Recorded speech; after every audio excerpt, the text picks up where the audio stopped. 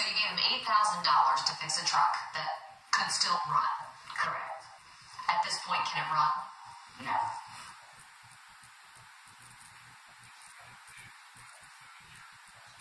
A Slidell man was arrested. Family of a boy who had his arm bitten off by an alligator.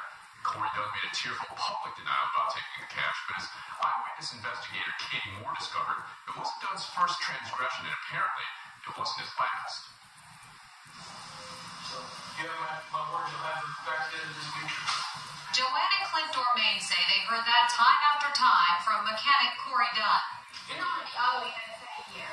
So. Well, and kind of keep in mind, in the last couple of months, I had to wait every month to get the monies for the parts and things. You know, we were waiting on it. It had a lot more damage than, when I pulled the heads in that thing, I've never seen one that had that much damage just on the heads. They recorded this in 2013, a year after they hired Dunn to fix their truck.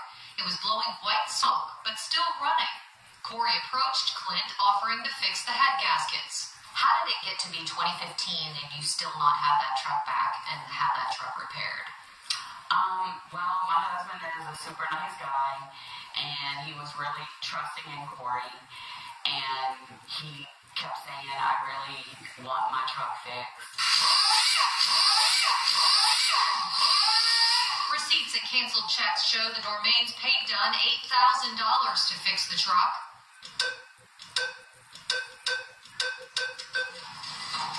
Joanne says she's not really sure how many times Clint went to the ATM when he was with Cory to take out cash to pay for extras or add-ons.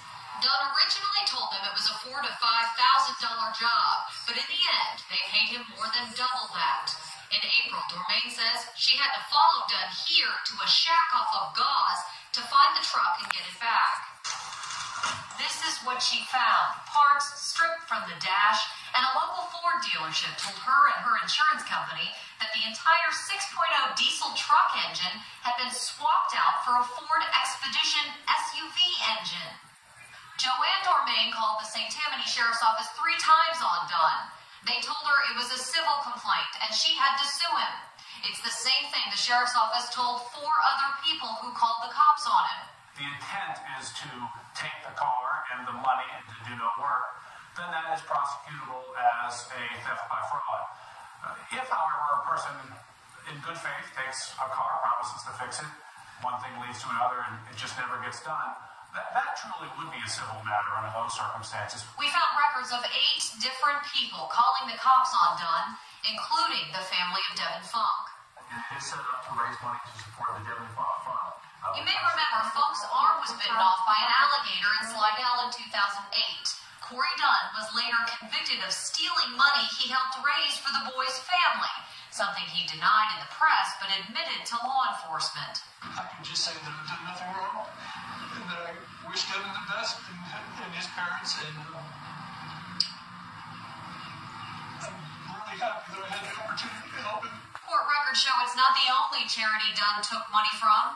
An Arizona Girl Scout troop sued him in 2002. According to Dunn's family members, he sold more than $1,000 in cookies and kept the money. Over the years, the lawsuits against Dunn have piled up. He was sued 5 times in Arizona and at least 3 times in St. Tammany, with a number of judgments against him. Ultimately, the law caught up with him 3 times, including last June. He was arrested after Joanne took all of her documentation and made her case to a detective that the situation with Clint's truck was a crime. The DA's office is still screening the case. Clint loved that truck. It was a limited edition with a Harley-Davidson logo on it. These days, Clint can't ride motorcycles anymore. He has a brain injury from a serious motorcycle accident in 2007. I don't know much about my accident. I was in bad shape. I really don't do much in the hospital. My mom, my parents, and all came, but I don't even remember seeing him. Clint suffers from short-term memory loss. Cory would call him and say, hey buddy, I'm going to pick you up. Do you want to come and help me work on your truck? Because he said that there were some things that were a 2-man job. Once when Clint got back, Joanne says he told him they didn't do any work on the truck, but cleaned out Dunn's carport. Joanne confronted Dunn about it last September in front of St. Tammany Sheriff's deputies, one of the 3 times she called them on Dunn.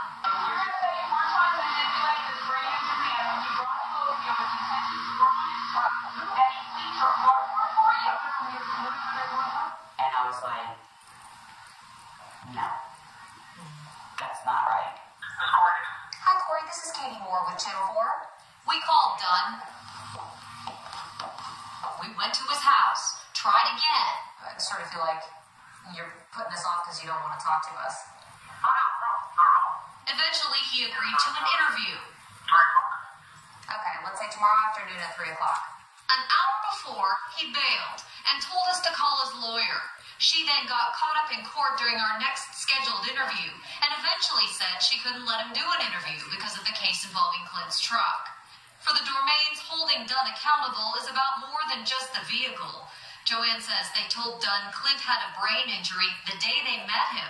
Do you feel like you took advantage of that? Yes, I did. It hurts. I don't hurt. In her book, it's an insult to a devastating injury. Katie Moore, Eyewitness News. The St. Tammany Parish Sheriff's Office says Joanne Dormain's calls to 911 were civil complaints because they involved the, quote, timeliness of his work. Spokesman George Bonnet says that changed when investigators found Dunn had moved the car without her knowledge and had stolen various parts from it. Well, tonight it's pretty